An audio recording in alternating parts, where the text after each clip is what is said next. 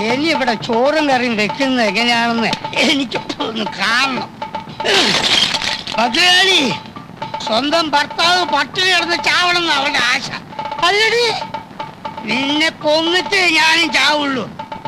അടി ഭദ്രകാളി, ഇറങ്ങി വാടി. എന്താടി നോക്കുന്നത്? കരുണം പോലീസും നീയും തമ്മിലുള്ള ഇടപാട് നാട്ടിൽ മുഴുവൻ പാട്ടായി നാറി കിടക്കുമ്പോഴാണ് ഞാൻ വന്നത്. പോലീസ് മുങ്ങിയപ്പോ ഒരുത്തരും കിട്ടിയില്ല നിന്നെ കെട്ടാൻ. ഞാൻ കെട്ടി. അതാണടി എന്റെ ആത്മാർത്ഥത. ആ എണ്ണ നിനക്കിപ്പം വരില്ല. എനിക്ക് മാത്രം ഇവിടെ ചോറില്ല. അല്ലടി, എന്താ കണ്ടൂടെ ചട്ടി? പഴയതിൽ ഇനി ഇതും കൂടി ബാക്കിയുള്ളൂ. ഇതും കൂടി ഒന്ന് ഉടച്ചു തന്നായിരുന്നെങ്കിൽ എനിക്ക് പോയി പുതിയത് വാങ്ങിക്കായിരുന്നു. പിന്നെ അത് ഉടച്ചു തുടങ്ങാം. ഉടക്കാനാ പറഞ്ഞത്. തൊട്ട് പോരു തന്നെ. ഈ കയ്യും വിട്ടു. കള്ളു കുടിക്കാൻ കാശ് വന്ന് ചോദിച്ചപ്പോ ഞാൻ പറഞ്ഞില്ലേ ഇത് അരി വാങ്ങിക്കാനുള്ള കാശാണ്, ഇത് തരില്ലെന്ന്. അപ്പ പറഞ്ഞ് എനിക്ക് ചോറ് വേണ്ട, കള്ളു മതിയെന്ന്. കള്ളു കുടിച്ചു കഴിഞ്ഞപ്പോ ചോറ് വേണമെന്ന്. ഇവിടെ ചോറില്ല, ഇല്ല, ഇല്ല. ഇനി ഇവിടെ കിടന്ന് ഒച്ചയും വേളം ഉണ്ടാക്കിയാലുണ്ടല്ലോ എന്റെ സ്വഭാവം അറിയാലോ. കരുണം പോലീസുമായിട്ട് എനിക്ക് ബന്ധം ഉണ്ടായിരുന്നെങ്കിലേ പിന്നെ എന്തിനാ ഇയാളെന്നെ കെട്ടിയത്? നിന്റെ തന്ത എനിക്ക് കാശ് തന്നിട്ട്.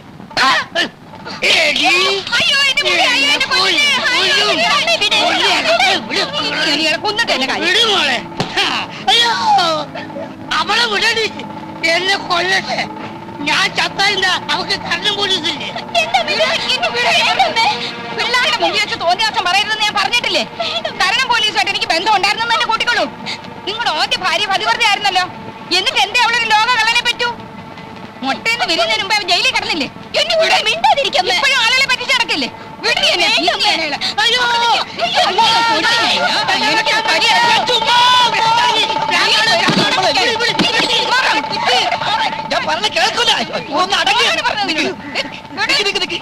എത്ര കലം പൊട്ടിച്ചു പറ. എനിക്ക് ചോറ് തന്നില്ല. ചോറ് വേണ്ട, ആ അരിയുടെ കാശിന് കള്ളു മതി എന്ന് ചേട്ടൻ പറഞ്ഞാണ്. അത് തന്നെയല്ലേ സംഭവം. ഇന്നെങ്കിലും വല്ല പുതുമ ഉണ്ടാവുമെന്ന് ഞാൻ വിചാരിച്ചു. ഉണ്ടായില്ല. കലത്തിന്റെ കാശ് വേണം, അത്രയുള്ളൂ. ഞാൻ തന്നേക്കാം. അയ്യോ, പ്രശ്നം തീർന്നല്ലോ. തീർന്നല്ലോ. ഈ രൂപ രാജഗോപാൽ എന്റെ പേർക്ക് മണി ഓർഡർ അയച്ചതാ നിങ്ങൾക്ക് തരാൻ. ആണോ? എങ്കിൽ എനിക്കിതായ്മുട്ടി. ഇവളിപ്പോ അവനെ തെറി പറഞ്ഞിട്ടുള്ളൂ. എങ്ങനെ പറയാതിരിക്കും? അവന്റെ ഈ പെമ്പിള്ളാരുടെ തള്ള രണ്ടാണെങ്കിലും തന്ത നിങ്ങൾ തന്നെയല്ലേ. പെങ്ങന്മാർക്ക് ചെലവിന് കൊടുക്കേണ്ടത് ആങ്ങളയുടെ കടമയാ, ഇല്ലേ അയ്മുട്ടി? അതെ അതെ അതെ.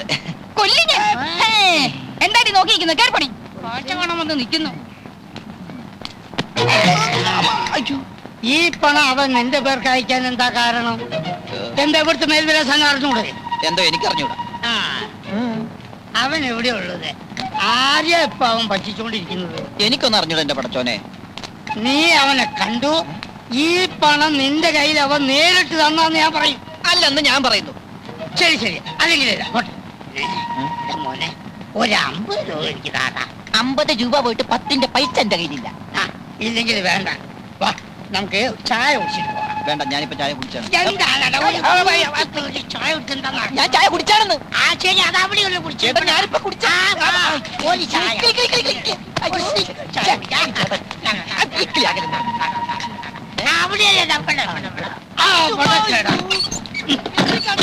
അതെ, വാതിലടിച്ച് കുറ്റിയിട്ടതാ.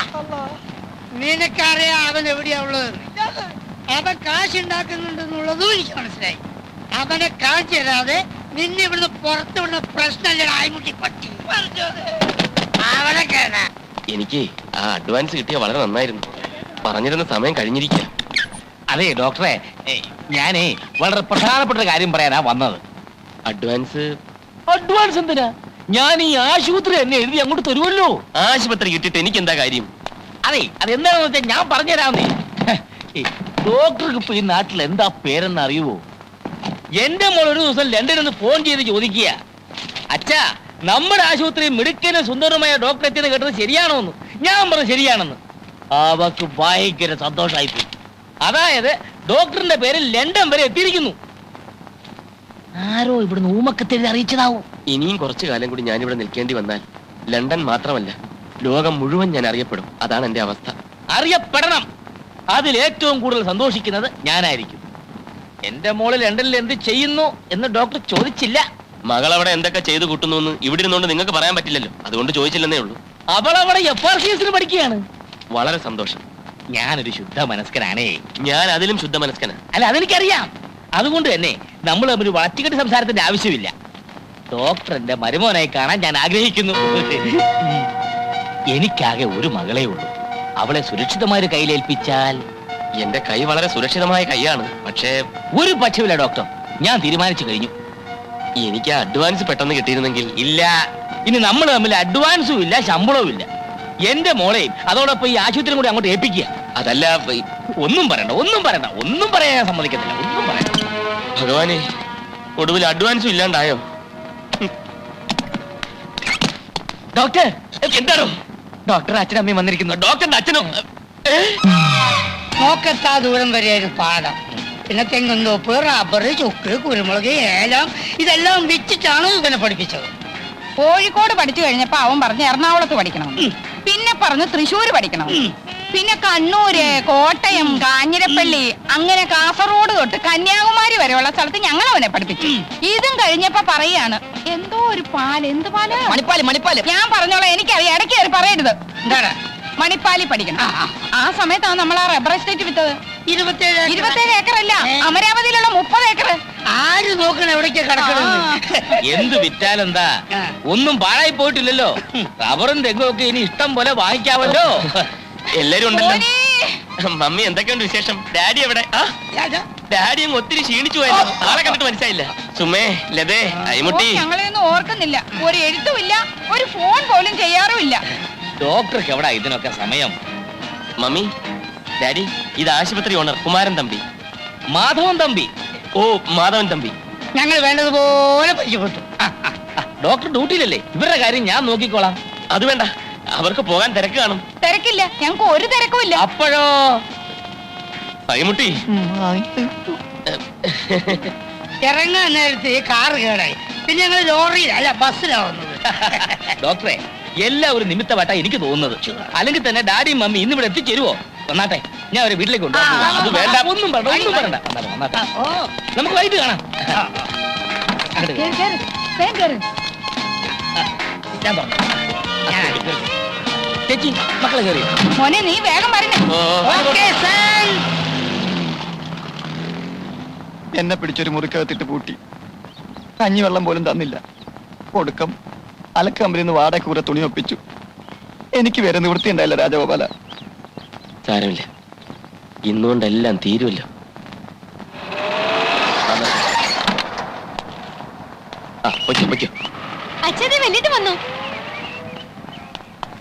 നിങ്ങൾക്കെങ്കിലും കുറച്ച് ബുദ്ധി ഉണ്ടായിരുന്നില്ലേ? പറഞ്ഞൂടായിരുന്നു? ഞാനിവിടെ നാട്ടുകാരെയും പോലീസിനെയും പേടിച്ച് കള്ളപ്പണിയാന്ന് അറിഞ്ഞിട്ടും അതിഥികളായിട്ട് വന്നിരിക്കുന്നു. മനുഷ്യനെ കൊലയ്ക്ക് കൊടുക്കാൻ ദ്രോഹികൾ. എല്ലാ കാര്യവും വല്യേട്ടൻ അറിയാവുന്നല്ലേ? മിണ്ടി പോകരുത് മോനെ. അവിടുന്ന് ഇറങ്ങുമ്പോ ഞാൻ പറഞ്ഞാണല്ലോ എന്നെ അന്വേഷിക്കരുതെന്ന്. ഞാൻ നിങ്ങളുടെ ആരുമല്ല, ഇറങ്ങിപ്പോണം. 1 മാസത്തിനകം ദാമുവേട്ടൻ ഓഫീസിൽ നടത്തിയ തിരിമറി പിടിക്കപ്പെടും. മാലതി ഇടത്തി പറഞ്ഞെന്താണെന്നറിയോ? ദാമുവേട്ടൻ ആരുടെയും മുമ്പിൽ ഇന്നുവരെ തല കുനിച്ചിട്ടില്ല. പിടിക്കപ്പെടുന്നതിന് മുമ്പ് രൂപ ഏർപ്പാടാക്കിയില്ലെങ്കിൽ കൂട്ടമരണമേ നിവർത്തിയുള്ളൂ. ദാമുവേട്ടനും മാലതിയേട്ടത്തെയും 3 മക്കളും. അന്ന് രണ്ടും കൽപ്പിച്ചിറങ്ങിയതാ ഞാൻ. അപ്പൊ ഞങ്ങളൊന്നും നിന്റെ ആരുമല്ലേ രാജാ? അതൊന്നും ഇപ്പൊ എന്റെ തലയിലില്ല. അമ്മ മരിച്ചതിൽ പിന്നെ മാലതിയേട്ടത്തെയായിരുന്നു എന്റെ അമ്മ. അച്ഛൻ അന്നും കള്ളം കുടിച്ച് നടക്കുകയായിരുന്നു. അതിന്റെ ഇടയിൽ നിങ്ങളെ കെട്ടുകയും ചെയ്തു. ഭാര്യയുടെ അനിയനെ പഠിപ്പിക്കേണ്ട കാര്യമൊന്നും ദാമുവേട്ടൻ ഇല്ല. ഒടുവിൽ ഞാൻ കേസിൽപ്പെട്ട് ജയിലിലായപ്പം എന്നെ രക്ഷിക്കാൻ വേണ്ടിയാ ദാമുവേട്ടൻ പണം തിരിമറി നടത്തിയത്. ദാമു നിന്റെ ചേച്ചിയെ കെട്ടുന്നതിന് മുൻപ് നിന്നെ ആരാ പോറ്റിയത്? ആ കണക്കൊന്നും ഇപ്പൊ പറയണ്ട. ഞാൻ ലോക്കപ്പിലായിരുന്നപ്പം എന്റെ മകൻ കാരണം എന്റെ മാനം പോയി എന്ന് പറഞ്ഞുകൊണ്ട് കുടിക്കുന്ന കള്ളിന്റെ അളവ് കൂട്ടിയതല്ലാതെ അച്ഛൻ എനിക്ക് വേണ്ടി എന്ത് ചെയ്തു? എന്നെ വന്നൊന്ന് കാണാൻ പോലും കൂട്ടാക്കിയോ? ദണ്ണം ഉണ്ടച്ചാ, അതൊക്കെ ഓർക്കുമ്പോ എനിക്ക് നല്ല ദണ്ണമുണ്ട്. ആ പോട്ടെ, നമുക്ക് കഴിഞ്ഞൊക്കെ കഴിഞ്ഞു രാജാ. ഇപ്പോഴത്തെ കാര്യം സംസാരിക്കാം. എനിക്കൊന്നും സംസാരിക്കണ്ട. എല്ലാവരും എത്രയും വേഗം ഇവിടുന്ന് കാലിയാക്കണം, അത്രേ വേണ്ടൂ. അലക്ക് കമ്പനി തുണി എടുത്തോണ്ട് വന്നിരിക്കുക.